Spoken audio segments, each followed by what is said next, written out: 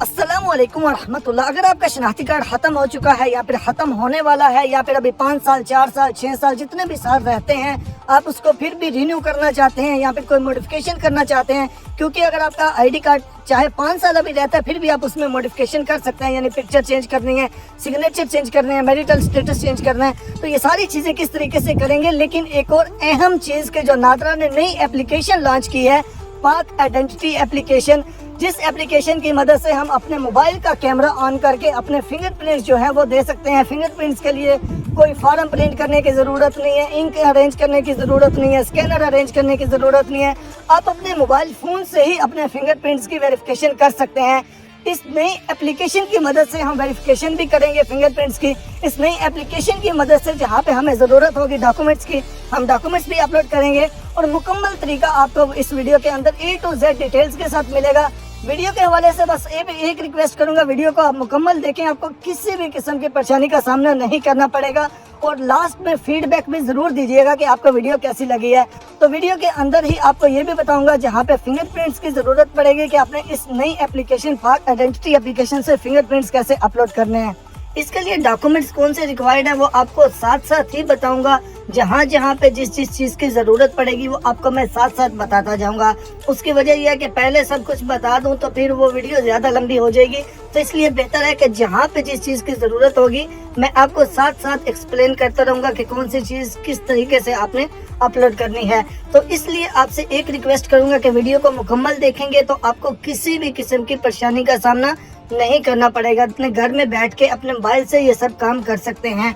इस वीडियो के हवाले से मैं आपको एक चीज़ बताना चाहता हूँ कि ये मैं शनाख्ती कार्ड CNIC यानी कि जो स्मार्ट कार्ड है उसको अप्लाई करने के लिए बता रहा हूँ। चाहे आपका उर्दू वाला कार्ड है, चाहे आपका इंग्लिश कार्ड है, कोई भी कार्ड है, वो कोई इशू नहीं है, इस तरीके से रिन्यू हो जाएगा। लेकिन ओवरसीज़ पाकिस्तानियों के लिए ये वीडियो नहीं है। ओवरसीज़ पाकिस्तानी जो है वो नाइकॉप बनाए, क्योंकि CNIC यानी कि जो हमारा स्मार्ट कार्ड है वो ओवरसीज़ में डिलीवर नहीं हो सकता। ओवरसीज़ में सिर्फ डिलीवर होता है जो नाइकॉप होता है, national identity card for overseas Pakistani. तो उसकी मैं ऑलरेडी मोबाइल से अप्लाई करने की मुकम्मल डिटेल के साथ वीडियो बना चुका हूँ। इसी वीडियो के सबसे पहले कमेंट में और डिस्क्रिप्शन में उसका लिंक दे दूंगा। आप उस वीडियो को देख के ओवरसीज़ पाकिस्तानी उसको फॉलो करें जो पाकिस्तान के अंदर रहते हैं, या फिर कोई ओवरसीज़ अपनी फैमिली के लिए अप्लाई करना चाहता है, या फिर कोई ओवरसीज़ चाहता है कि मैं CNIC बनवाऊँ, मैं नाइकॉप नहीं बनवाऊँ, तो वो इसको फॉलो कर सकता है। तो चलें जी, इसको बस स्टार्ट करते हैं। अपने मोबाइल फोन से ब्राउजर को ओपन कर लें। यहाँ पे पहले आपसे एक छोटी सी रिक्वेस्ट कर दूं कि आप वीडियो को जल्दी से लाइक कर दें हमारी हौसला अफजाई के लिए, और चैनल को सब्सक्राइब भी कर दें। ये काम करने में 5 सेकंड भी नहीं लगते। आप जिसकी भी वीडियो देख रहे हो उसके जरूर लाइक कर दिया करें, चैनल को भी सब्सक्राइब कर दिया करें, क्योंकि उसकी हौसला अफजाई हो जाती है। तो यहाँ पे ब्राउजर को ओपन करके आपने वेबसाइट ओपन करनी है। नादरा की वेबसाइट है id.nadra.gov.pk, id.nadra.gov.pk ये वेबसाइट है। आपको लिंक भी वीडियो के डिस्क्रिप्शन में मिल जाएगा। इस वेबसाइट को आपने ओपन करना है। जैसे ही इस वेबसाइट को ओपन करेंगे आपके सामने इस तरह का पेज आएगा। अब यहाँ पे आपको ये माइनस का निशान मिलेगा, इसके ऊपर आपने क्लिक करनी है। इसके ऊपर क्लिक करके अप्लाई नाउ और लॉगिन, अप्लाई नाउ लॉगिन पे आपने क्लिक करनी है। अप्लाई नाउ लॉगिन पे क्लिक करेंगे आपके सामने एक नया पेज ओपन हो जाएगा। तो आपके सामने ये पेज ओपन हो चुका है जी। अब यहाँ पे आपने इसका नादरा की वेबसाइट का अकाउंट बनाना होता है। जब तक अकाउंट नहीं होगा आप अप्लाई नहीं कर सकते। रजिस्टर एन अकाउंट पे क्लिक करेंगे। नहायत आसान तरीका है, अपना नाम वगैरह, अपना ईमेल एड्रेस वगैरह आप डाल के इसमें अकाउंट बना लें। अकाउंट बनाने के तरीके पे मैं मुकम्मल डिटेल के साथ वीडियो बना चुका हूँ, उसका भी लिंक आपको वीडियो के डिस्क्रिप्शन में और इसी वीडियो के जो कमेंट्स हैं सबसे जो पहला कमेंट है उसमें मैं दे दूंगा। आप अकाउंट बनाने का तरीका उसमें से देख लीजिएगा। तो जब आप अकाउंट इसमें बना लेंगे तो लॉगिन विद एग्जिस्टिंग अकाउंट पे आपने क्लिक करना है। लॉगिन विद एग्जिस्टिंग अकाउंट पे क्लिक करेंगे आपके सामने ये पेज आ जाएगा। यहाँ पे आपने ईमेल एड्रेस लिखना है जो ईमेल एड्रेस से आपने अकाउंट बनाया था, और अकाउंट बनाने के टाइम जो आपने पासवर्ड दिया था वो पासवर्ड आपने यहाँ पे लिखना है। उसके बाद इस तरह का आपके सामने आपके मोबाइल पे जो भी कोड आ रहा होगा तो यहाँ पे नीचे कोड आपने लिखना है और उसके बाद आपने लॉगिन पे क्लिक कर देना है। तो जैसे ही आप लॉगिन पे क्लिक करेंगे ये टर्म्स एंड कंडीशंस आएंगे। यहाँ पे इसी पेज को आप नीचे ले आएंगे। यहाँ पे नीचे आएगा एक्सेप्ट एंड कंटिन्यू, तो एक्सेप्ट एंड कंटिन्यू के ऊपर आपने क्लिक करनी है। एक्सेप्ट एंड कंटिन्यू के ऊपर क्लिक करेंगे आपके सामने ये पेज आ जाएगा। यहाँ पे आपको एक और चीज बताना जरूरी समझता हूँ, कोई भी आप एप्लीकेशन को आधे रास्ते में छोड़ के दूसरे दिन, तीसरे दिन या 5-10 दिन जब भी आपका दिल करे आप उसी को कंटिन्यू भी कर सकते हैं। यहाँ पे आपको एग्जिस्टिंग एप्लीकेशन लिखा हुआ नजर आ रहा है। आप यहाँ पे एग्जिस्टिंग एप्लीकेशन पे क्लिक करेंगे अगर, तो यहाँ पे ये नीचे देखें, नीचे आपकी वो ट्रैकिंग नंबर में यहाँ पे वो आईडी वगैरह आ जाएगी। उस ट्रैकिंग नंबर पे आप क्लिक करेंगे तो जहाँ से आपने एप्लीकेशन छोड़ी होगी वहाँ से ही स्टार्ट हो जाएगी। तो वो भी आपको मैं आगे जाके बता दूंगा। तो यहाँ पे न्यू एप्लीकेशन आपको ऊपर लिखा हुआ नजर आ रहा है। आपने न्यू एप्लीकेशन के ऊपर क्लिक करना है। न्यू एप्लीकेशन पे जैसे ही क्लिक करेंगे यहाँ पे आपके सामने ये 5-6 ऑप्शन आ जाएंगे। इनमें से बाकी सबको छोड़ें, आपने जो पहला है ना, issue of identity document CNAC Nykaa FRC PSC, ये पहले वाले के ऊपर टिक करनी है। यहाँ पे जैसे ही आप टिक करेंगे नीचे फिर से 2 ऑप्शन आ जाएंगे, identity card CNAC Nykaa PSC और नीचे फैमिली रजिस्ट्रेशन सर्टिफिकेट। तो आपने आइडेंटिटी कार्ड, ये पहला वाला जो ऑप्शन है, इसके ऊपर आपने क्लिक करना है। इसके ऊपर जैसे ही आप क्लिक करेंगे अब नीचे आपके सामने फिर से 3 ऑप्शन खुल जाएंगे। अब इन 3 ऑप्शंस में जो ओवरसीज पाकिस्तानी है उन्होंने ये सेंटर वाला करना होता है, यानी नाइका वाला। तो ये ओवरसीज पाकिस्तानियों के लिए आपको ऑलरेडी बता चुका हूँ, नहीं है जो पाकिस्तान के अंदर मौजूद है उनके लिए। तो ये पहला जो ऑप्शन है आपने इसके ऊपर क्लिक करना है, national identity card for Pakistani residing in Pakistan, ID card. अच्छा, यहाँ पे आपको एक और चीज बता दूं कि आप इस तरीके से जो भी कार्ड अप्लाई करेंगे वो आपको स्मार्ट कार्ड ही मिलेगा। जो चिप वाला कार्ड होता है वही, क्योंकि पुराने कार्ड अब नादरा इशू नहीं कर रहा, अब चिप वाले इशू कर रहा है, तो आपको चिप वाला कार्ड ही मिलेगा। तो जैसे ही हमने वहां पे क्लिक किया, नीचे हमारे सामने ये ऑप्शन आ गए, इसमें से वो यस और नो का पूछ रहा है। यस और नो का ये पूछ ये रहा है कि क्या आपको पहले से नादरा की जानब से कोई आइडेंटिटी नंबर इशू हुआ है। अगर आपका बे फॉर्म बना हुआ है या फिर आपका ID कार्ड बना हुआ है तो जाहिर सी बात है आपका ID कार्ड नंबर है, तो आपने इसको लाजमी तौर पे यस करना है। अगर आप इसको नो करेंगे तो फिर आप कुछ भी नहीं कर सकते, अप्लाई नहीं कर सकते। इसको आप यस करेंगे। यस करने के बाद अब नीचे आ जाएगा ये बॉक्स। अब यहाँ पे आपने अपना शनाख्ती कार्ड नंबर लिखना है। तो यहाँ पे आप अपना शनाख्ती कार्ड नंबर लिख के ये जो आगे एरो वाला निशान है, आपने एरो वाले निशान पे क्लिक करनी है। तो जैसे ही हम यहाँ एरो वाले निशान पे क्लिक करेंगे, अब यहाँ पे इस चीज को आप अच्छी तरीके से समझ लीजिएगा। अब ये जो मैं कार्ड अप्लाई कर रहा हूँ ये अभी 5-6 साल अभी बाकी रहता है। आपका कार्ड चाहे एक्सपायर हो चुका है, एक्सपायर हुए हुए अगर 1 साल हो गया फिर भी आप इसको अप्लाई कर सकते हैं। 1 साल से ज्यादा हो गया तो फिर आप अप्लाई नहीं कर सकते। ओवरसीज पाकिस्तानी चाहे 5 साल हो गए फिर भी कर सकते हैं, लेकिन जो पाकिस्तान के अंदर मौजूद हैं, जो CNAC बना रहे हैं, वो नहीं अप्लाई कर सकते अगर 1 साल से ज्यादा मुद्दत हो चुकी है। तो अगर आपका चाहे 4 साल रहता है, 5 साल रहता है, आप कोई मॉडिफिकेशन करना चाह रहे हैं, पिक्चर चेंज करना चाह रहे हैं, जो भी करना चाह रहे हैं, तो अगर आपका कार्ड यानी कि ज्यादा देर रहता है 2-3 साल, तो फिर आपके पास इस तरह के 2 ऑप्शन आएंगे और आपको रीप्रिंट का ऑप्शन भी मिलेगा। यहाँ पे देखें, ये पहला अप्लाई फॉर रीप्रिंट।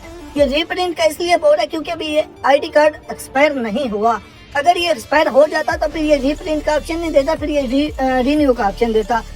तो मैं आपको सिंपल ये बताता हूँ कि जब भी आप इसको ID कार्ड नंबर लिख के एरो वाले निशान पे क्लिक करें तो नीचे जो भी आपको मॉडिफाइड डाटा का ऑप्शन दे आपने उसी पे क्लिक करनी है। आप चाहे रीन्यू कर रहे हैं, आप चाहे रीप्रिंट कर रहे हैं, आप चाहे कोई मॉडिफिकेशन कर रहे हैं, आपने करना मॉडिफाइड डाटा वाले पे ये जिस तरीके से यहाँ पे लिखा हुआ है आप इस तरीके से देख लें, जिसमें भी मॉडिफाई लिखा हुआ होगा आपने उसी के ऊपर क्लिक करना है। ठीक है, ये देखें modified data on identity card, तो आपने इसी के ऊपर लाजमी क्लिक करना है। उसके बाद बाकी भी आपको बताता हूँ। उसके बाद आपने स्टार्ट एप्लीकेशन पे क्लिक करना है। स्टार्ट एप्लीकेशन पे जैसे ही आप क्लिक करेंगे आपके सामने आ जाएगा जी नया पेज, यानी कि जहाँ से हमने अब इस एप्लीकेशन को स्टार्ट करना है। अब यहाँ पे ये ऊपर, इसको थोड़ा ऊपर कर लेते हैं। यहाँ पे ये देखिए आपको 7 स्टेप नजर आ रहे हैं, यानी कि सबसे पहले एप्लीकेशन की डिटेल, फिर पेमेंट, फिर पर्सनल इन्फॉर्मेशन, फिर एड्रेस, फिर डॉक्यूमेंट, फिर जो अटेस्ट करेगा उसकी डिटेल, फिर रिव्यू। तो ये सारी चीजें हम कवर करेंगे। अच्छा जी, यहाँ पे सबसे ऊपर आ गया आपका शनाख्ती कार्ड नंबर। अब सबसे पहले आपने सेलेक्ट करना है, आप नॉर्मल अप्लाई करना चाहते हैं, अर्जेंट या फिर एग्जीक्यूटिव अप्लाई करना चाहते हैं। मेरा आपका मशवरा है या तो नॉर्मल करें या फिर एग्जीक्यूटिव करें, अर्जेंट नहीं करें। अर्जेंट और नॉर्मल तकरीबन सेम हो जाता है। नॉर्मल आपको 30 दिन के अंदर अंदर मिलेगा, एग्जीक्यूट आपको जो है वो 7 दिन के अंदर अंदर मिल जाएगा।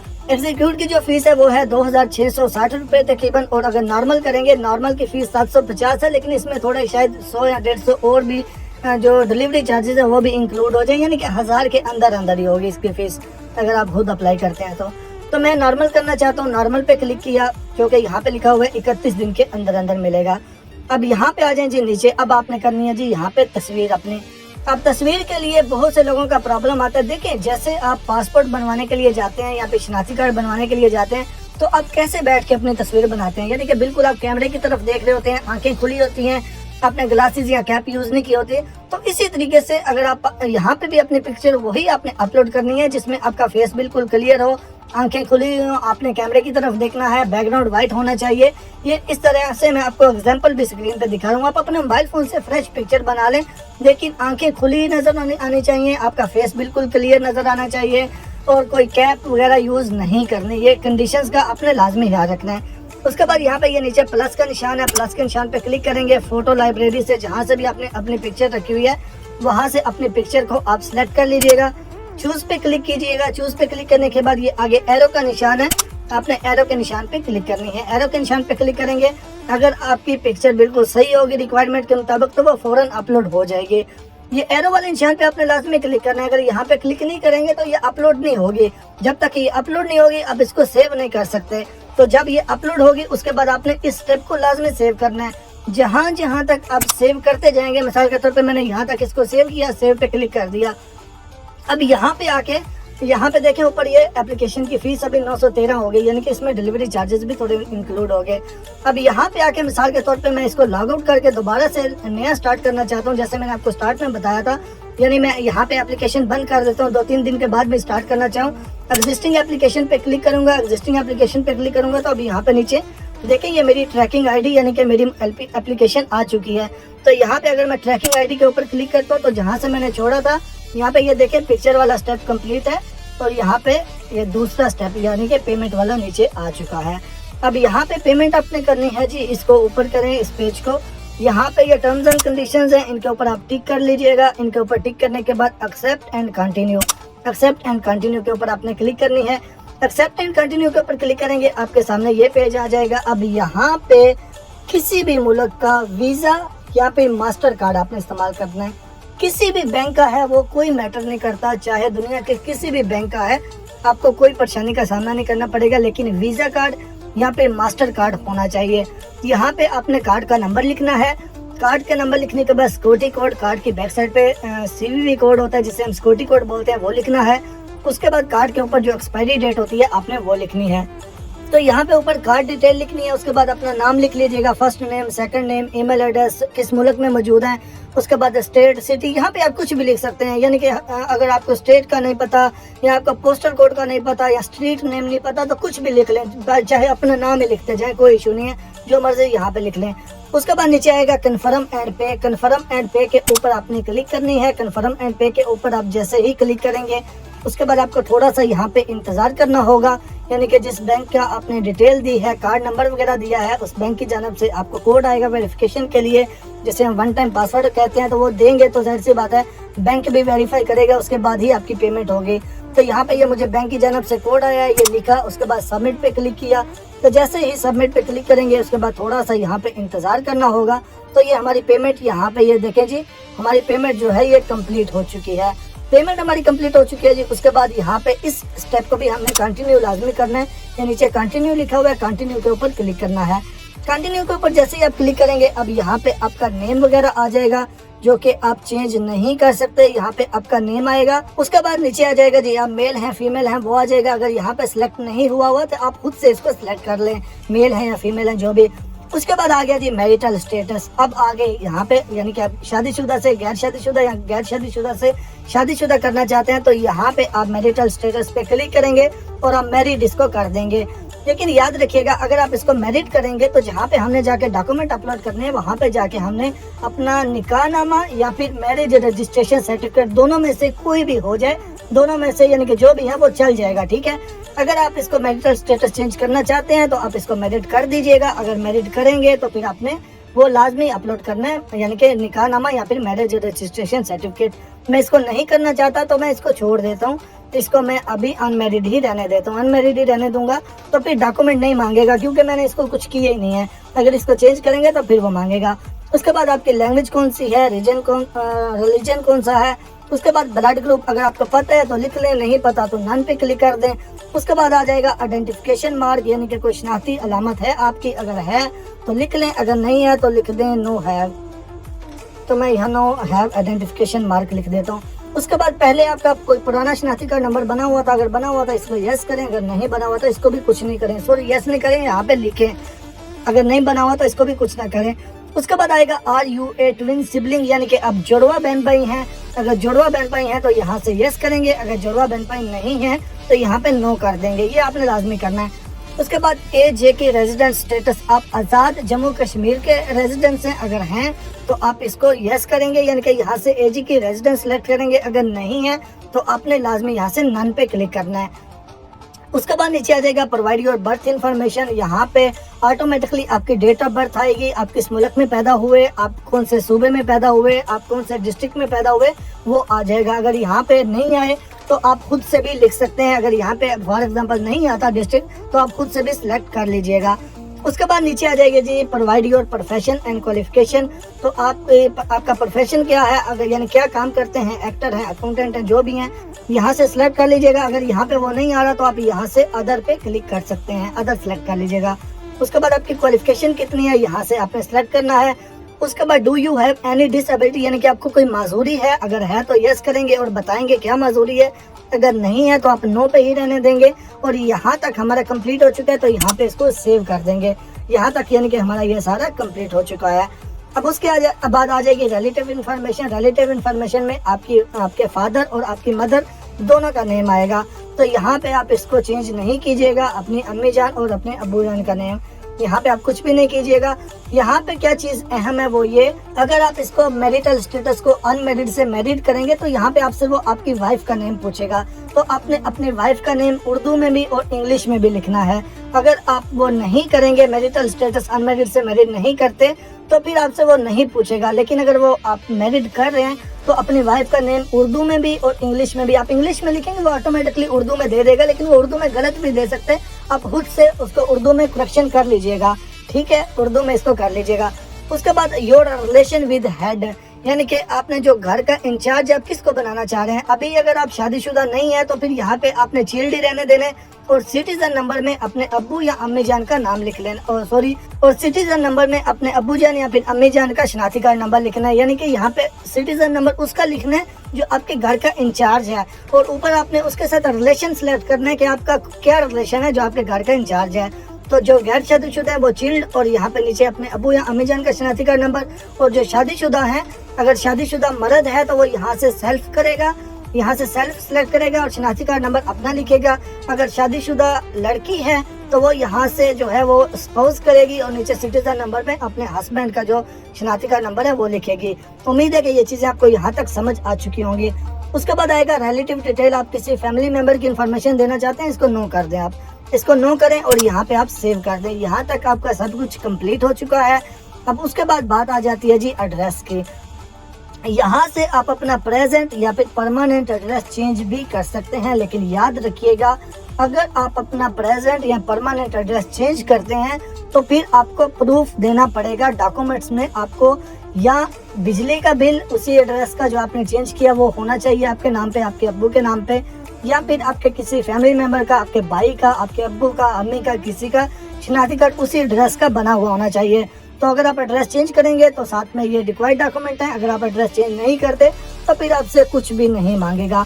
यहाँ पे एक चीज़ आपने लाजमी लिखनी है वो ये, बाकी एड्रेस तो ऑटोमेटिकली सारा सिलेक्ट होगा, लेकिन यहाँ पे एडिशनल एड्रेस में आपकी गली का नाम क्या है, आपके मोहल्ले का नाम क्या है, आपका बिल्डिंग नंबर क्या है, ये चीज़ें आपने लाजमी लिखनी है। ये चीज़ नहीं लिखेंगे तो आप नेक्स्ट सेव नहीं कर सकते। तो जो भी है आपका यानी कि मोहल्ले का नाम वगैरह जो भी वो यहाँ पे लिख लीजिएगा। तो यहाँ पे एडिशनल एड्रेस में वो लिख लिया।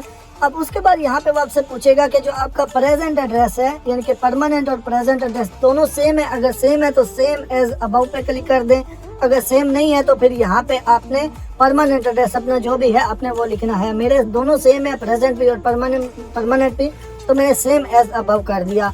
अगर सेम नहीं होंगे तो फिर सेम उसी तरह से आपने दोबारा से यहाँ पे अपना परमानेंट एड्रेस भी लिखना है। उसके बाद नीचे आ जाएगी ये वोटर के लिए पूछ रहे हैं कि वोटर एड्रेस, तो आपने इसके ऊपर टिक करनी है। और आप प्रेजेंट एड्रेस रखना चाहते हैं जहाँ से आप वोट दें वो आप प्रेजेंट करेंगे या परमानेंट, आपकी मर्जी है। आप यानी कि वोट कहाँ से डालना चाहते हैं, जो आपने प्रेजेंट एड्रेस लिखा उसके मुताबिक, या आपने जो परमानेंट एड्रेस है आपका उसके मुताबिक। तो मैंने प्रेजेंट किया और उसके बाद मैंने सेव पे क्लिक कर दिया। तो जैसे ही सेव पे क्लिक करेंगे उसके बाद आ जाएगा जी कार्ड डिलीवरी का ऑप्शन। आप अपने कार्ड को कहाँ पे डिलीवर करवाना चाहते हैं। आपने 2 एड्रेस लिखे हैं, एक प्रेजेंट एड्रेस, एक परमानेंट एड्रेस, चाहे दोनों सेम है तो उनमें से आप कौन से एड्रेस पे मंगवाना चाहते हैं। याद रखिएगा, आप अपने एड्रेस और सिर्फ अपने प्रेजेंट या परमानेंट एड्रेस पे ही डिलीवर करवा सकते हैं, उसके अलावा कहीं पे भी डिलीवर नहीं करवा सकते। तो मैं अपने परमानेंट एड्रेस पे डिलीवर करवाना चाहता हूँ। परमानेंट एड्रेस पे क्लिक किया। इस पे क्लिक करने के बाद नीचे आपसे मोबाइल नंबर मांगेगा, अपना मोबाइल नंबर आपने लिखना है। मोबाइल नंबर लिखने के बाद आपसे ईमेल एड्रेस मांगेगा, आपने अपना ईमेल एड्रेस लिखना है। ये दोनों चीजें आपने अपनी लिखनी है। उसके बाद आपने सेव के ऊपर क्लिक कर देना है। तो जैसे ही आप सेव के ऊपर क्लिक करेंगे यहाँ तक आपकी एप्लीकेशन सेव हो जाएगी। तो यहाँ तक हमारी एप्लीकेशन जो है ये कंप्लीट हो चुकी है। अब बारी आ जाती है डॉक्यूमेंट्स की और फिंगरप्रिंट्स की। डॉक्यूमेंट्स के और फिंगरप्रिंट्स के 2 तरीके हैं। यहाँ पे अभी इसको आप यहाँ पे लॉग आउट कर दीजिएगा। पहले हम फिंगरप्रिंट्स की जानब चलते हैं। फिंगरप्रिंट्स के लिए नादरा ने एक नई एप्लीकेशन लॉन्च की थी, पाक आइडेंटिटी एप्लीकेशन के नाम से। अपने मोबाइल फोन से प्ले स्टोर या एप्पल स्टोर को ओपन कीजिएगा। यहाँ पे लिखिएगा पाक आइडेंटिटी। पाक आइडेंटिटी लिख के सर्च करेंगे। ये वाली जो एप्लीकेशन आपको नजर आ रही है, यही एप्लीकेशन आपने डाउनलोड करनी है। इसी वीडियो का जो ऑफिशियल नादरा की ओरिजिनल एप्लीकेशन है उसका लिंक वीडियो के डिस्क्रिप्शन में, जो कमेंट्स हैं, कमेंट्स में सबसे पहले कमेंट में भी दे दूंगा, तो वहां से आप डाउनलोड कर लीजिएगा। जब आप इस एप्लीकेशन को डाउनलोड कर लेंगे तो उसके बाद आपने इसको ओपन कर लेना है। यहाँ पे ये देखें, मैं इसको डाउनलोड कर चुका हूँ। मैं इसको ओपन करता हूँ। अब यहाँ पे जो आपका नादरा का अकाउंट है वही ईमेल एड्रेस और वही पासवर्ड लगा के आपने यहाँ पे लॉगिन हो जाना है। तो जैसे ही आप वही ईमेल एड्रेस और पासवर्ड लगा के लॉगिन होंगे तो यहाँ पे वो आपकी एप्लीकेशन का ट्रैकिंग नंबर आ जाएगा जो आपने वहाँ स्टार्ट की हुई होगी। तो इस ट्रैकिंग नंबर के ऊपर आपने क्लिक करना है। जैसे ही आप इस ट्रैकिंग नंबर के ऊपर क्लिक करेंगे, यहाँ पे ये फोटोग्राफ तो हमारा ऑलरेडी हो चुका था, हमने उसी वेबसाइट पे ही कर लिया था।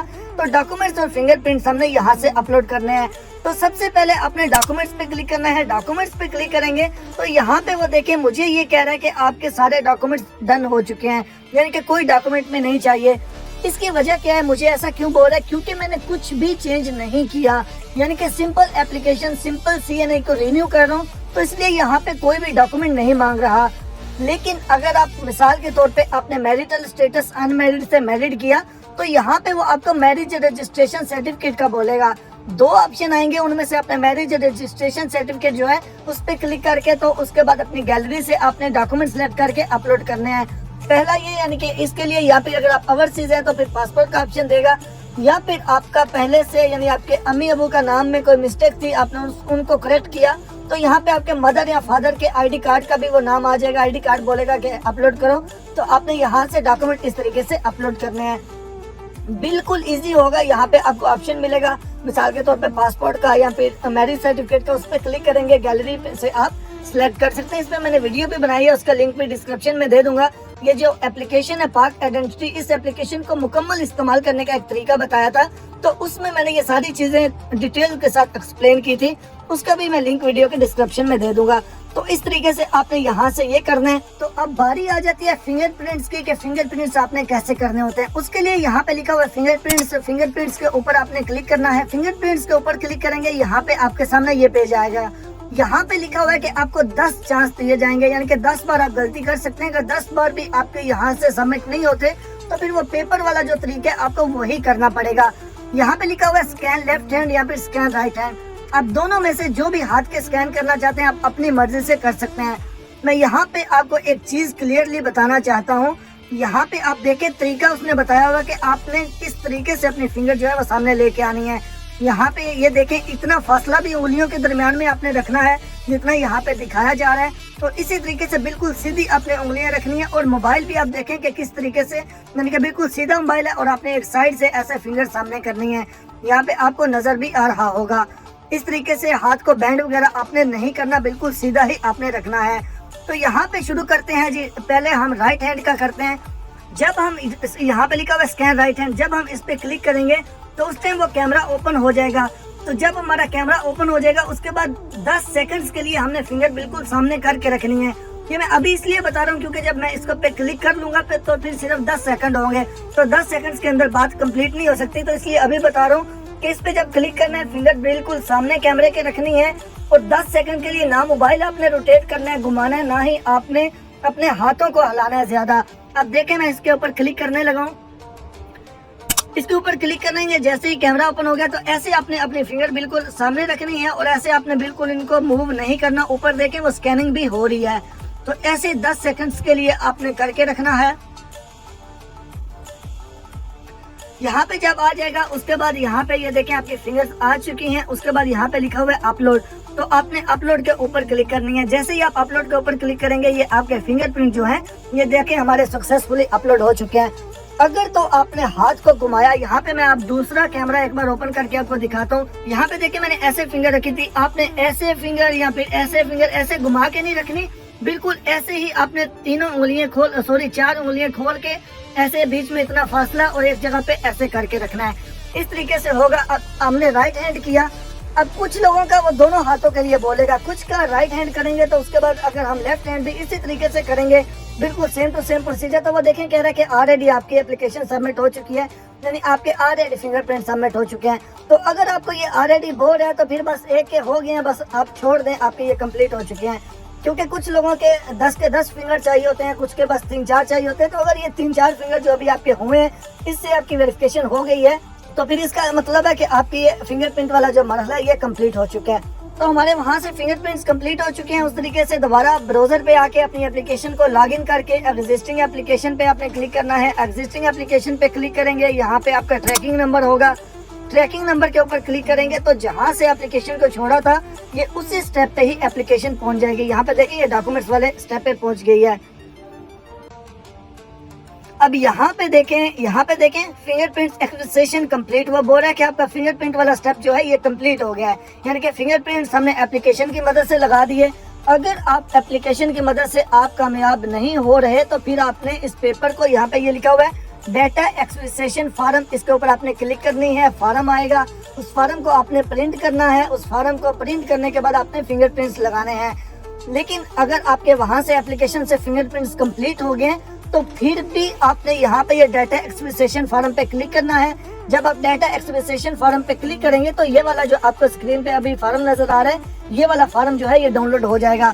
यहाँ पे देखिए फिंगरप्रिंट वाले जितने भी बॉक्स हैं वो बोल रहा है कि नॉट रिक्वायर्ड, क्योंकि हमने एप्लीकेशन की मदद से ऑलरेडी लगा दिए हैं। लेकिन याद रखिएगा नीचे ये बॉक्स है, इस बॉक्स में आपने अपने साइन जरूर करने हैं। अगर आप पाकिस्तान के अंदर मौजूद हैं तो आपने यहाँ पे साइन करने हैं। और नीचे ये जो डिटेल है किसी भी ऑफिसर से आपने इसको लाजमी वेरीफाई करवाना है। कोई भी स्कूल का हेडमास्टर हो गया या किसी से भी आप वेरीफाई करवा लीजिएगा। जो नंबरदार होते हैं मेरे ख्याल में, आप उनसे भी वेरीफाई करवा सकते हैं। यानी कि जो भी डॉक्यूमेंट वेरीफाई करते हैं आप उनसे इसको जो है वो वेरीफाई करवा लीजिएगा। लेकिन याद रखिएगा उसकी स्टैंप भी होनी चाहिए, उसका शनाख्ती का नंबर भी सही लिखा हुआ होना चाहिए, उसका मोबाइल नंबर भी सही लिखा हुआ होना चाहिए। तो ये सारे जब हो जाएंगे उसके बाद आपने वापस आ जाना है अपनी एप्लीकेशन पे। अपनी एप्लीकेशन के पे आने के बाद यहाँ पे आप लिखा हुआ है डाटा एक्विजिशन फार्म, ये ऊपर लिखा हुआ है सपोर्टिंग डॉक्यूमेंट टाइप, तो यहाँ पे क्लिक करके यहाँ से आपने डाटा एक्विजिशन फार्म को ही सिलेक्ट करना है। डाटा एक्विजिशन फार्म को सिलेक्ट करने के बाद यहाँ पे ये लिखा हुआ प्लस का निशान बना हुआ है, प्लस के निशान पे क्लिक करना है। जहाँ पे भी आपने इस फार्म को रखा हुआ है आपने यहाँ से उस फार्म को सिलेक्ट कर लेना है। जहाँ पे भी आपका ये फार्म पड़ा हुआ है डाटा एक्विजिशन फार्म, जिसपे आपने अपने साइन भी किए हुए हैं और जिसको आपने वेरीफाई भी करवाया, आपने उसको सिलेक्ट करना है। सिलेक्ट करने के बाद यहाँ पे ये प्लस के निशान के साथ एरो का निशान है, एरो के निशान पे आपने क्लिक करना है। एरो के निशान पे जैसे ही आप क्लिक करेंगे ये आपका डाटा एक्विजिशन फार्म भी यहाँ पे देखें, तो यहाँ पे देखें ये आपको नजर आ रहा है अपलोड हो चुका है। उसके बाद यहाँ पे लिखा हुआ है सेव, आपने सेव के ऊपर क्लिक कर देना है। तो जैसे ही आपने सेव के ऊपर क्लिक करना है अब यहाँ पे आ जाएगा अटेस्टेड इन्फॉर्मेशन। जिस बंदे ने आपका वो फार्म वेरीफाई किया है उस फार्म के ऊपर से ही उसका नाम देख के आपने यहाँ पे लिखना है, वो कौन से डिपार्टमेंट से है वो आपने यहाँ पे लिखना है, उसका डेजिग्नेशन क्या है वो आपने यहाँ पे, मैं लिख के भी आपको दिखा देता हूँ। जहाँ यहाँ पे मैंने ये करवाया बिलाल असलम से, तो बिलाल असलम लिखा, नीचे उर्दू में ऑटोमेटिकली आ गया। अगर उर्दू में ऑटोमेटिकली सही नहीं आए तो आप खुद से भी इसको जो है वो सही कर सकते हैं। डिपार्टमेंट कौन सा है, डिपार्टमेंट इनका एजुकेशन है, तो यहाँ पे मैंने एजुकेशन लिख दिया। एजुकेशन में यहाँ पे देखें उर्दू में उसने ऑटोमेटिकली ये कुछ गलत बना दिया, तो मैं इसको यहाँ से मिटा के तो मैं यहाँ पे लिख देता हूँ सिंपल, चाहे यानी कि ज़्यादा डिटेल में आप नाम भी लिखें, मैं यहाँ से खालिद तालीम लिख देता हूँ। उसके बाद डेजिग्नेशन आ गया कि यानी उसका ओहदा क्या है, तो उसका ओहदा जो भी है वो आपने यहाँ से सिलेक्ट करना है। ये SST है तो मैं SST लिख देता हूँ। अब इसने शनाख्ती कार्ड नंबर उसका लिखना है। शनाख्ती कार्ड नंबर लिखने के बाद आपने कॉन्टेक्ट नंबर लिखना है। कॉन्टेक्ट नंबर लिखने के बाद आपने सेव के ऊपर क्लिक कर देना है। तो जैसे ही हम यहाँ पे सेव के ऊपर क्लिक करेंगे उसके बाद यहाँ पे सारी इंफॉर्मेशन एक बार आपके सामने दोबारा से आ जाएगी। तो यहाँ पे आपके सामने सारी मुकम्मल A to Z डिटेल आ जाएगी। इसको अच्छे तरीके से एक बार रीड कर लीजिएगा कि कोई प्रॉब्लम यानी कोई मिस्टेक तो नहीं आपने की, यानी कि कोई आपने मिस्टेक या कोई गलती तो नहीं की। सब कुछ यहाँ पे चेक करने के बाद लास्ट में बिल्कुल आपने आ जाना है। यहाँ पे बिल्कुल लास्ट में आ जाएंगे। यहाँ पे ये टिक करने का है, यहाँ पे डिक्लेरेशन है, इन सब के ऊपर आपको लाजमी तौर पे टिक करना होगा। इस सामने यही लिखा हुआ है कि मैं इस चीज़ पे एग्री करता हूँ कि जितनी भी चीज़ें जो है मैंने दी हैं वो सारी 100% सही हैं, और मैं एग्री करता हूँ कि हज़रत मोहम्मद सल्लल्लाहु अलैहि वसल्लम हमारे आखिरी नबी हैं। सारी चीज़ें इसमें जो है वो लिखी हुई हैं। तो इन सब को आपने लाजमी तौर पे टिक करना होगा। उसके बाद ये लास्ट में आ चुका है। यहाँ पे ये लिखा हुआ है कि मैं इस चीज़ से भी एग्री करता हूँ कि मेरा कोई भी क्रिमिनल रिकॉर्ड नहीं है।